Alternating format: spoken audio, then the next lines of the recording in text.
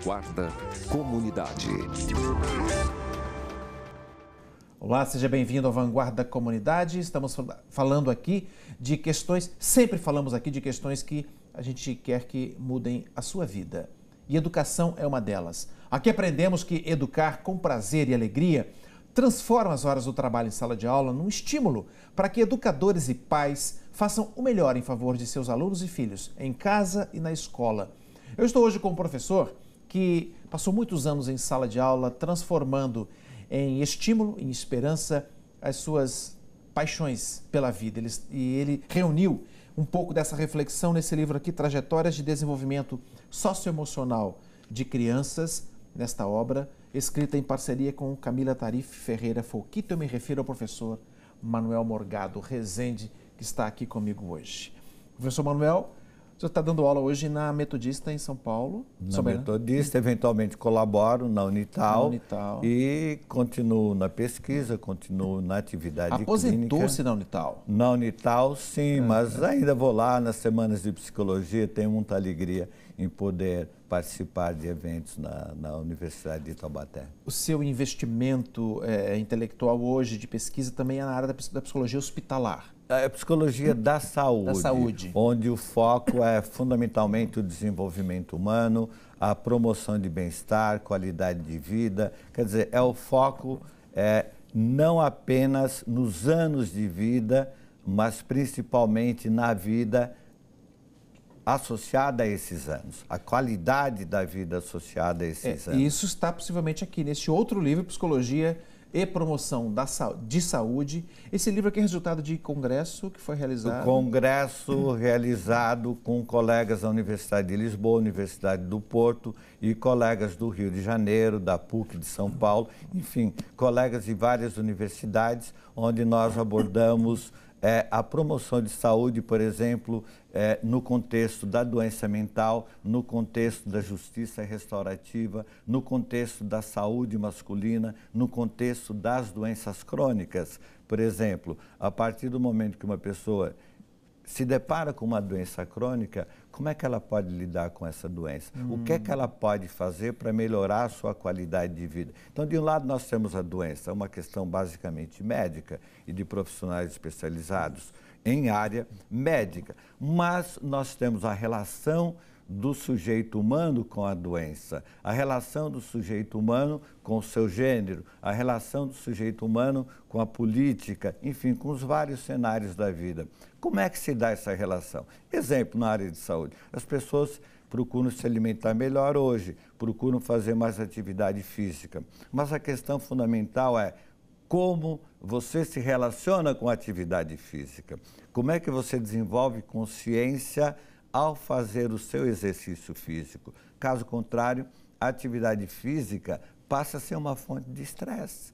Em relação, por exemplo, à alimentação. Para tirar o estresse e piora o estresse. A pessoa fica tensa, corre de uma forma porque é obrigada a fazer tem aquilo. que cumprir metas, tem que ficar muito competitivo, tem que ser melhor que o outro, olha para o lado, não faz uma relação consigo mesmo e com o seu desenvolvimento e rapidamente quer ganhar do outro ou se colocar mais jovem que um outro, que também é um baita equívoco, não é? Então, nessa sua reflexão muito interessante, eu fico pensando que a sala de aula para uma criança pode ser um balão de ensaio para se organizar o homem do futuro sem esse estresse, sem essa cobrança, já que a criança na sala de aula é uma sociedade em miniatura ali dentro, né? Exatamente. E é isso que esse nosso trabalho mostra. Nós fizemos uma experiência grupal, 25 encontros com 6 crianças que no início tinham 8 anos, chegaram 9 anos,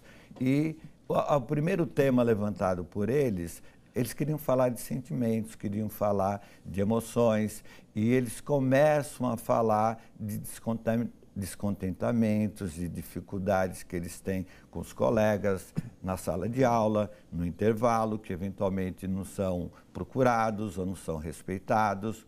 Eles começam a falar que eventualmente os diálogos em casa são substituídos por agressões ou por gritaria, não é? E na própria sala de aula, às vezes o professor fica nervoso, e estressado e acaba querendo passar uma mensagem de uma regra, só que ele o faz de uma forma muito irritada, muito violenta, e no lugar da regra fica o medo, fica o receio, fica o afastamento do diálogo.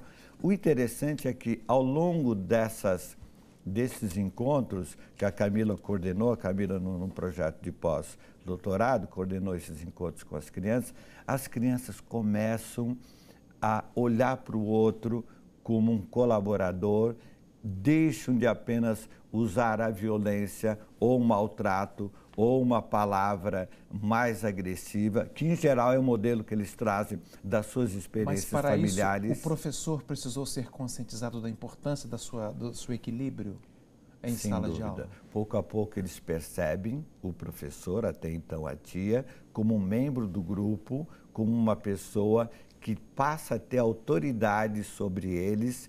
Então, eles começam a entender o valor da regra, o valor da disciplina, o valor da obediência, que o Piaget chama de heteronomia, quando você segue a lei do outro.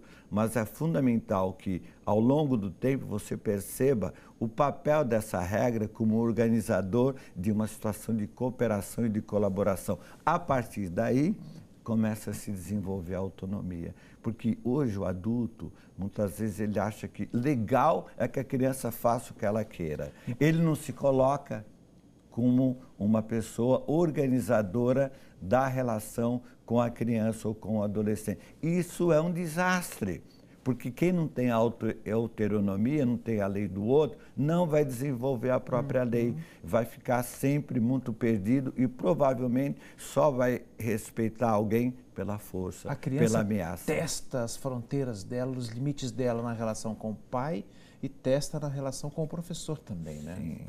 O Piaget é que perpassa toda, é a teoria na qual esse trabalho se baseou, então, a teoria para escrever esse baseado livro aqui? Na teoria do Piaget e na teoria de psicologia de grupos. O Piaget diz coisas geniais. Ele fala, por exemplo, que não há desenvolvimento de inteligência e de pensamento sem conhecimento. Ele não separa conhecimento do desenvolvimento da inteligência e principalmente do desenvolvimento moral à medida que vivemos uns com os outros. E o Piaget diz uma coisa genial, quer dizer, além da questão biológica estar amadurecida, a experiência é fundamental. E para Piaget a experiência inclui a repetição, inclui a ação. Não é? Inclui a ação, o agir e o buscar relações lógicas quando você age. O que significa isso? Significa que nós temos crianças hoje que começam muito precocemente com smartphones, e não tem a ação, o brincar concreto, que ele vai chamar do período sensório-motor. É um prejuízo incrível. É lindo demais incrível isso. isso. Olha, vamos abordar daqui a pouquinho no próximo bloco um aspecto muito interessante que foi inclusive tratado aqui no livro, Trajetórias de Desenvolvimento Socioemocional de Crianças, que é o jogo como um favorecedor do desenvolvimento. O jogo, como utilizar os múltiplos jogos que nós temos por aí com as crianças para que elas se desenvolvam. Daqui a pouquinho, até já.